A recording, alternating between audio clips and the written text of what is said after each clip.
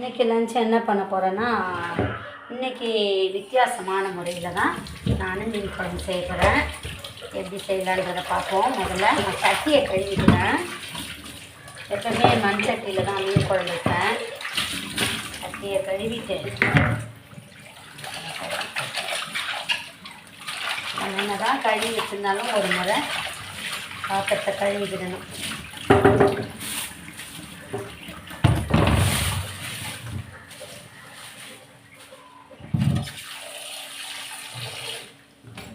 லைட்டாக வாஷ் பண்ணி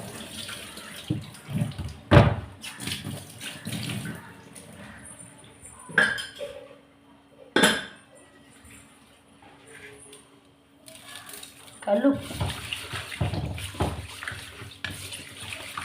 நல்லா விரசிக்கணும். மஞ்சத்தூள் கூட போட்டுக்கிடலாம்.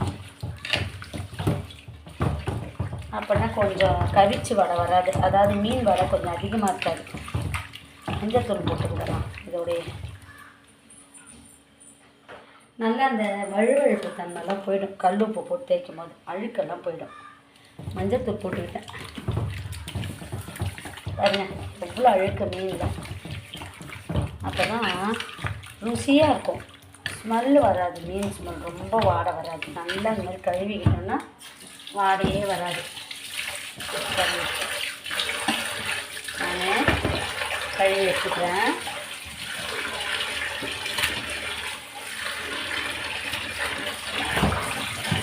அரை கிலோ மீன் தான் இருக்கும்.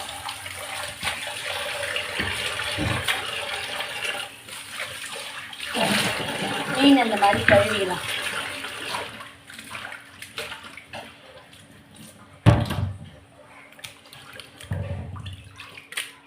சுத்தமாக வச்சு பாருங்க. மீன் இன்னும் 2-3 தண்ணி கழுவிட்டோன்னு வச்சுக்கோங்களேன். புளி ஊற போட்டிருக்கேன்.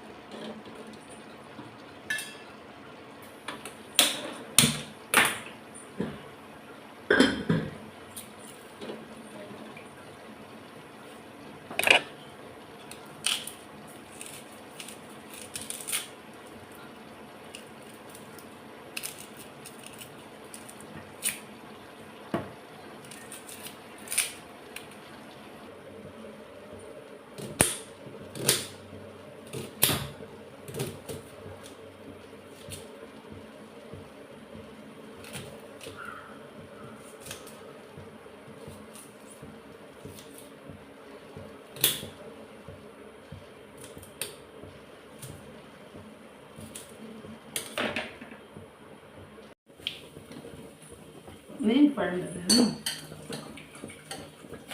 இப்போ நான் இன்றைக்கி வேறு மாடலில் பண்ண போகிறேன். முட்டை வேக வைக்கிறேன். இன்றைக்கி நான் வேறு மெத்தட். நம்ம எப்படி வேணாலும் செய்யலாம். நிறைய வழிமுறைகள் இருக்குது. ஆனால் அதுக்குரிய பொருட்கள் ஒன்று தான். புளியை நான் நல்லா கச்சி ஊற்றிக்கிறேன். நமக்கு எவ்வளோ மீன் குழம்பு வேணுமோ அதுக்கு அந்த மாதிரி. இந்த புளியில் ரசம் வைக்கணும். கொஞ்சம் வடிகட்டி எடுத்துக்கணும். இல்லை ரசம் வைக்கணும். ஒரு தக்காளி பழம் புளியை கரைச்சிட்டேன்னா தக்காளி பழத்தை பஞ்சிடுறேன்.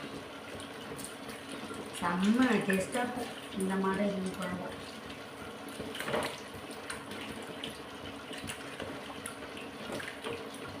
ரெண்டு பச்சை மிளகாய் போட்டுக்கிறேன்.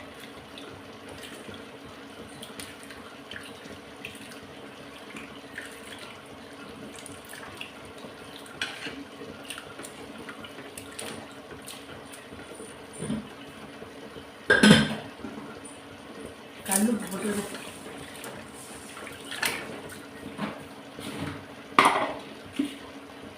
குழம்பு மிளகாய் போட்டுக்கிறேன்.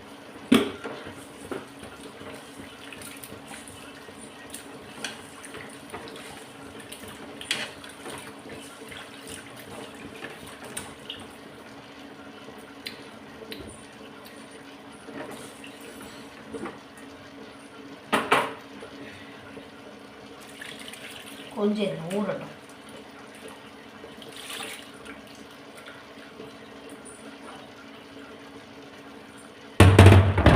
சதை விரைச்சி இருக்கும்.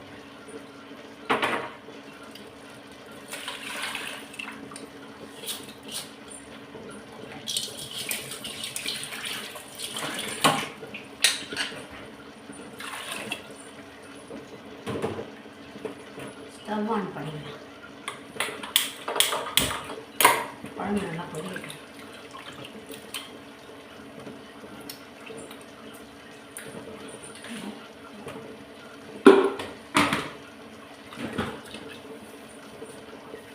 கருவேப்பிலை கழுவி போடலாம்.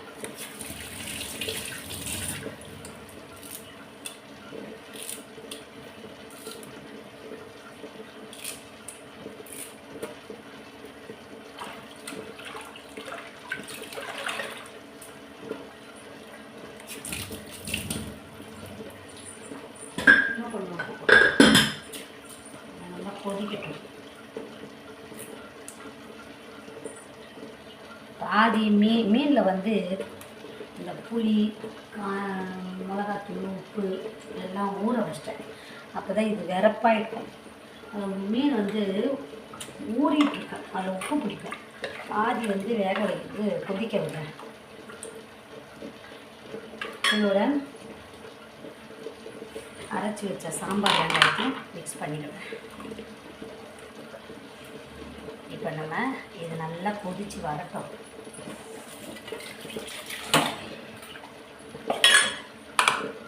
இப்போ இதில் ரசம் வைக்கணும். ரசத்துக்கு அரைச்சிடலாம் கையோட.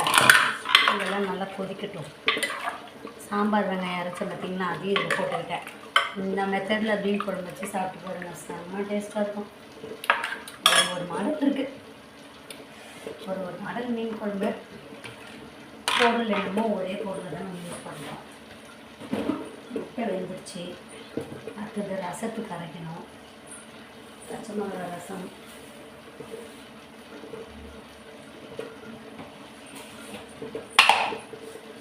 சீரகம், பச்சை மிளகா, மிளகு, பூண்டு, கருவேப்பிலை,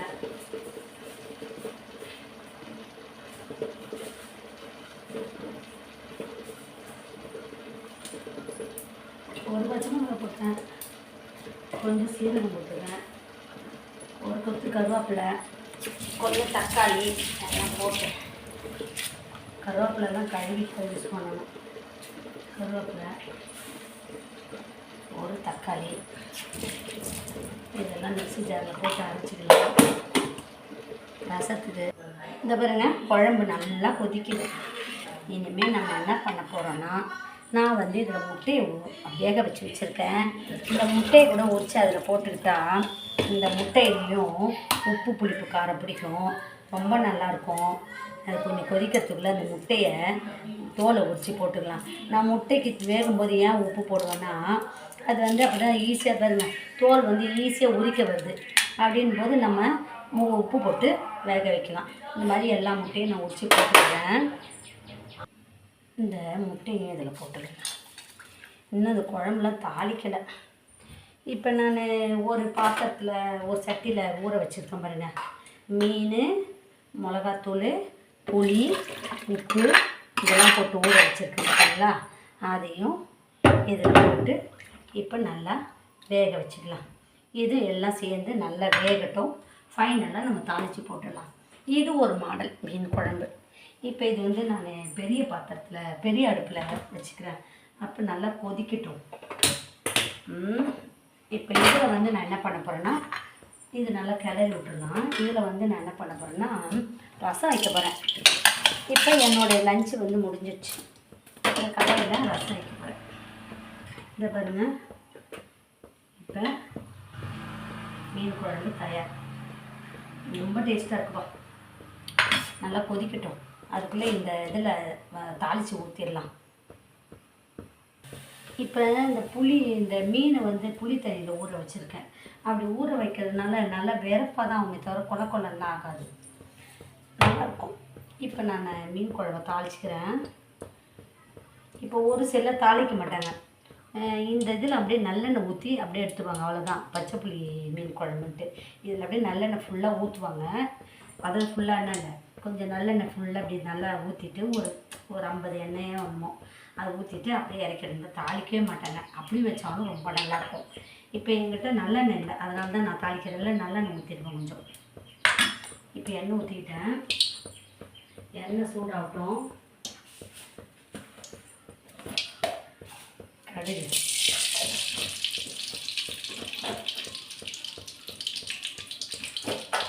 கொஞ்சமாக சீரகம், கொஞ்சமாக வெந்தயம்,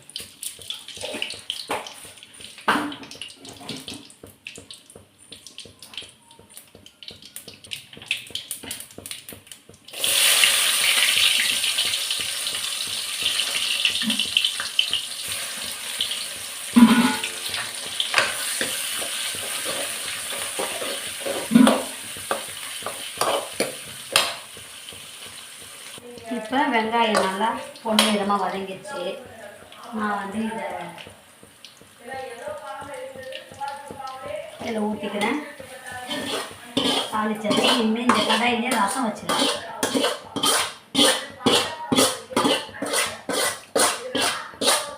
ரசம் வச்சுட்டு இதில் கொஞ்சம் எண்ணெய் ஊற்றிக்கிறேன். நான் எண்ணெய் ஊற்றிட்டு கடுகு போட்டுக்கிறேன். இந்த கடையில் அப்படியே ரசம் வச்சுட்டேன்னா எனக்கு இன்றைக்கி லஞ்ச் ஆகிடுச்சு. ரசம், மீன் குழம்பு, முட்டை அவியல், அதான் இன்றைக்கி பண்ணுறேன். நான் வெந்தயம் போட்டுக்கிறேன், சீரகம் போட்டுக்கிறேன் ரசத்துக்கு. அடுத்தது வந்து 2 காஞ்ச மிளகா போட்டுக்கிறேன். பக்கத்தில் அடுப்பில் மீன் குழம்பு கொதிக்குது. அந்த மிளகா பிடிக்க முடியல. இப்போ காஞ்ச மிளகா போட்டுக்கிறேன். அதுக்குள்ளே மீன் குழம்பு கொஞ்சம் கிளறி வச்சு பார்ப்போம். ஒரு கரண்டி எடுத்துக்கிறேன். ரொம்ப சிம்பிள். இந்த மாதிரி மாடலாக நம்ம குழம்பு வச்சு சாப்பிட்டோன்னா அவ்வளோ நல்லாயிருக்கும். அரைச்சி வச்சது அதே பச்சை மிளகா புளி ரசம் தான்.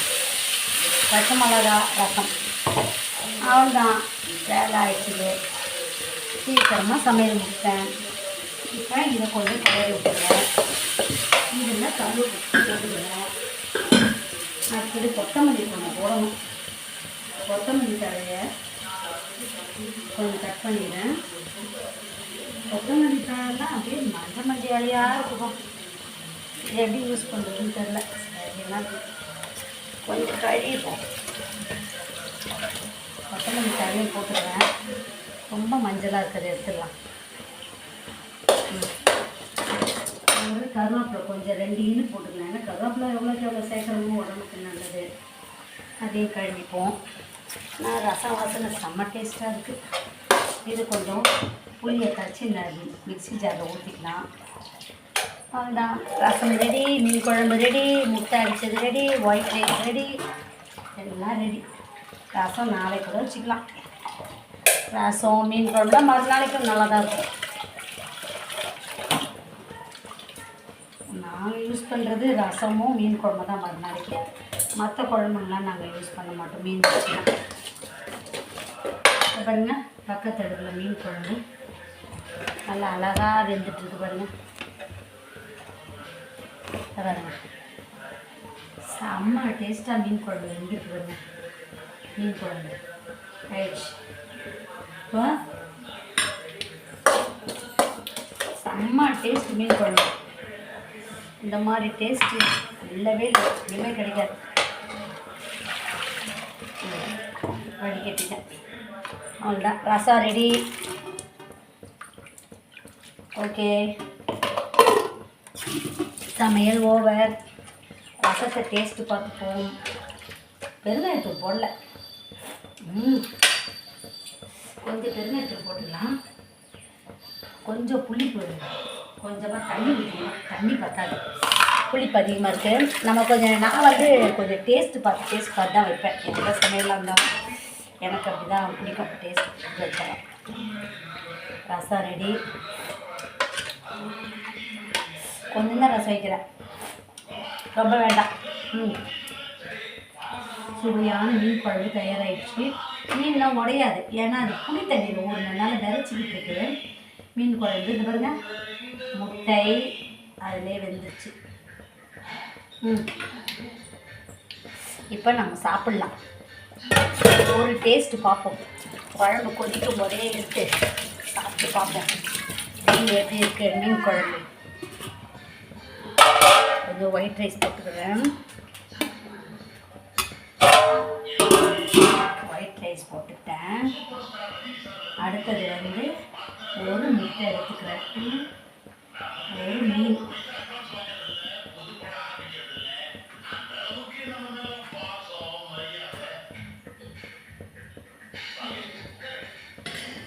இந்த பாருங்க, மீன் முட்டை பிசைஞ்சு சாப்பிட்டு பார்ப்போம். செம்ம டேஸ்ட்டு. கொஞ்சம் உப்பு மட்டும் கம்மியாக இருக்குது, கொஞ்சம் உப்பு போட்டுக்கலாம். குழம்பு கொதிக்கும் போதே நான் எடுத்து சாப்பாடு போட்டு சாப்பிட்டுட்டேன். ரொம்ப டேஸ்ட்டாக இருந்துச்சு. இப்போ நல்லா கொதிச்சிச்சு. சுவையான நியூ மாடல் மெத்தட் மீன் குழம்பு தயாராகிடுச்சு. இதில் ரசம், பச்சை மிளகாய் ரசம், ஒயிட் ரைஸ். நான் இன்றைக்கி லன்ச் ரெடி பண்ணிட்டேன். உங்களுக்கு இந்த லன்ச் பிடிச்சிருந்தா சேனலை லைக் பண்ணுங்கள், ஷேர் பண்ணுங்கள், சப்ஸ்கிரைப் பண்ணுங்கள்.